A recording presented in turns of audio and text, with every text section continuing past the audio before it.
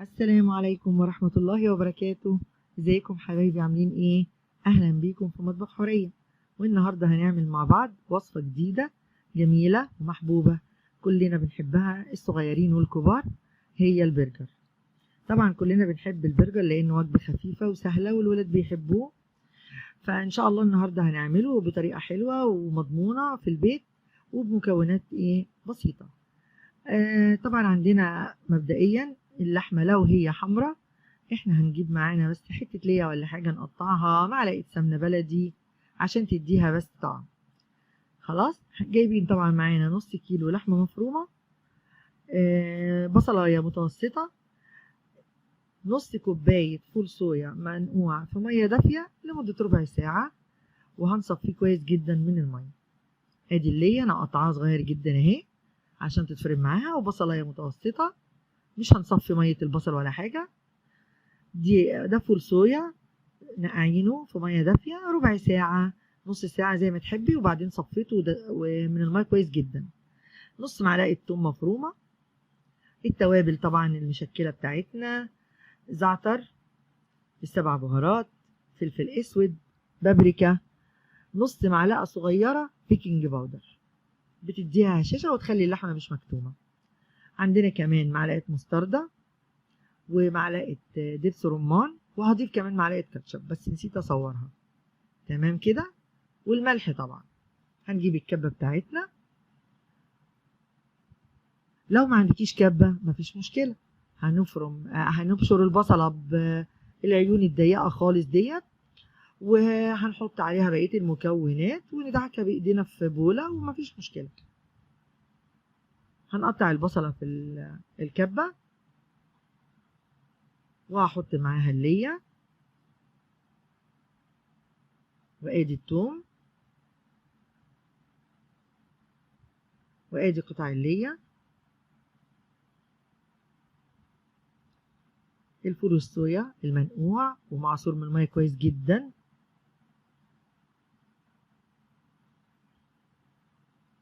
هنضربهم مع بعض كويس لغاية ما البصلة تنعم، والفول والصويا لو في حتة كده ولا كده تتفرم معانا، بيكون ما بشتش في المية، هينعم وهيختلطوا ببعض كويس جدا.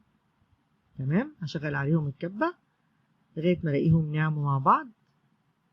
طبعا انا عشان الكبة بتاعتي مش كبيرة كنت حطيت معاها اللحمة، لكن زي ما انتم شايفين كده حجمها صغير، فانا هفرم حبة حبة. هنزل الجوانب علشان كله يبقى معجون مع بعضه كويس، وهشغل عليها تاني لحد ما الاقيها نعمت وكل البصل اتفرم وفول الصويا امتزج معاها وبقى ناعم. هضيف دلوقتي نص اللحمة، هكملها مع الخليط اللي عملناه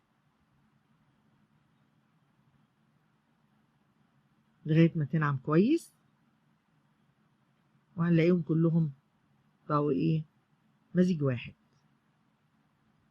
طبعا انت تقدري تستغني عن الخطوات دي مفيش مشكلة، تقدري تعمليها في بولة زي ما قلنا، هتنعمي البصلة في المبشرة، واللحمة طبعا هي مفرومة بتجيبيها مفرومة وشين، وبقية والفول الصويا منقوع طبعا هتعصريه جامد، هيبقى مش محتاج قوي يعني، مجرد هتدعكيهم مع بعض في بولة هيبقوا كويسين قوي كده. هم امتزجوا مع بعض ونعموا، هفضيهم في بولة وهكمل بقية اللحمة. هحط بقية اللحمة واحط بقى معاها المكونات التانية وبعدين نقلب كله على بعض. هحط التوابل،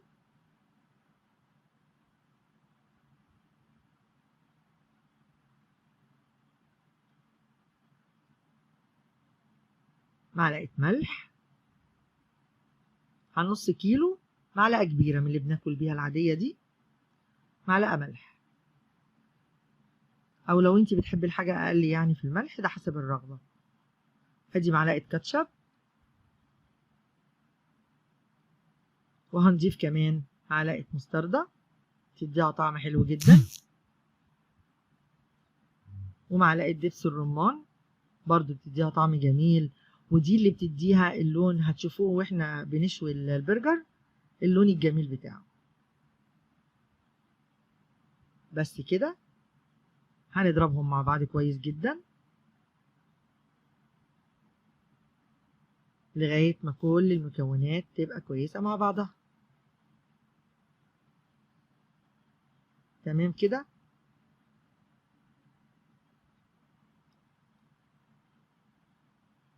كويس قوي كده، نعمته بقت كويسة. هاخدها واحطها على الاولانية.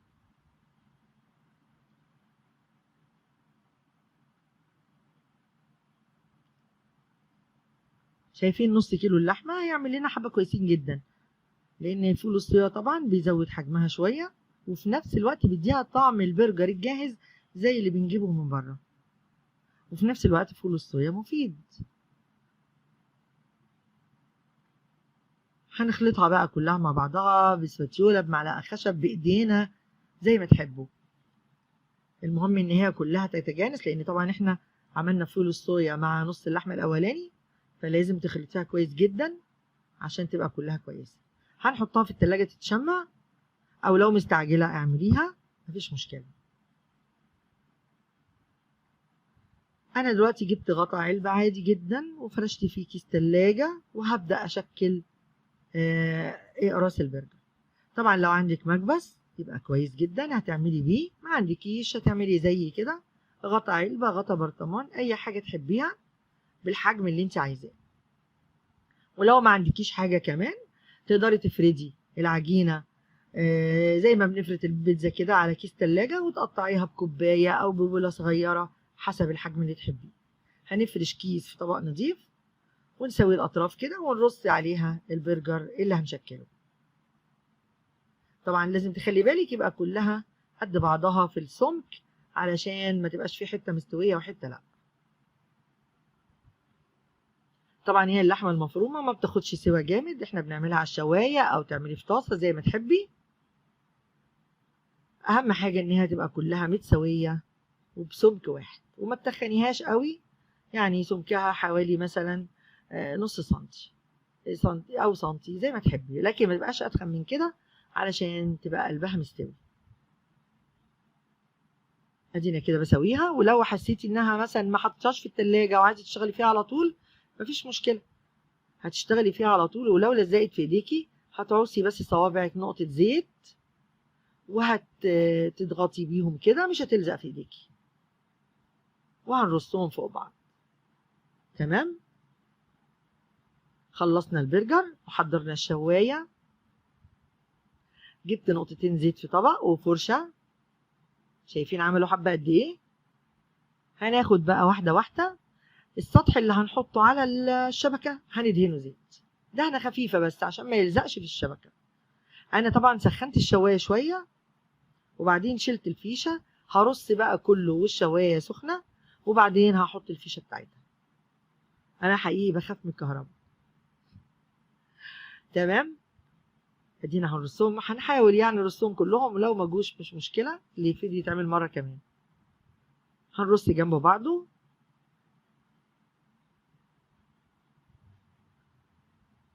اهو شايفين انا حاطه كيس بين الطبقه الاولانيه والطبقه الثانيه علشان ما يلزقش في بعضه. ما شاء الله عملوا حبه كويسين من نص كيلو لحمه.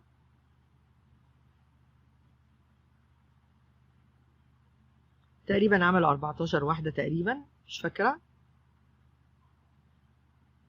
حلوين جدا وطعمه جميل جدا جدا، وهيعجب ولادك قوي واحسن من الجاهز.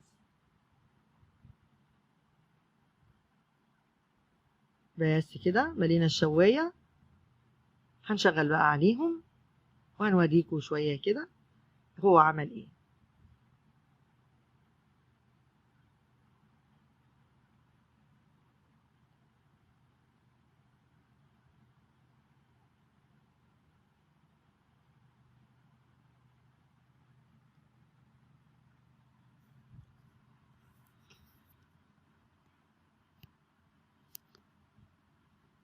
ادينا رجعنا اهو.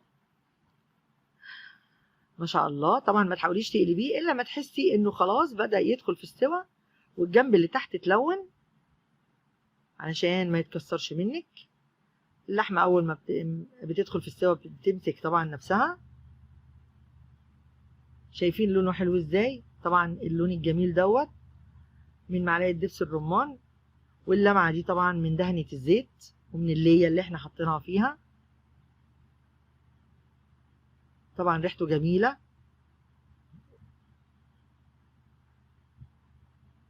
هنقلبه كله ونسيبه يستوي من الناحية التانية. تقدري تحطي على الشواية جنبيها شرايح بصل، شرايح طماطم، شرايح فلفل، زي ما تحبي. انا حطيت اللي فاضلين اهم وخلاص، وقطعت الخضار. خلص اهوت زي ما انتم شايفين، جميل ولونه حلو جدا ومستوي. وادي شرايح الطماطم وفلفل وبصل وطبعا وهتجيبي الكايزر بقى ونظبط السندوتشات للولاد والكاتشب والكلام ده. اتمنى يكون عجبكم وان شاء الله تجربوه. ادي السندوتشات اتعملت اهي.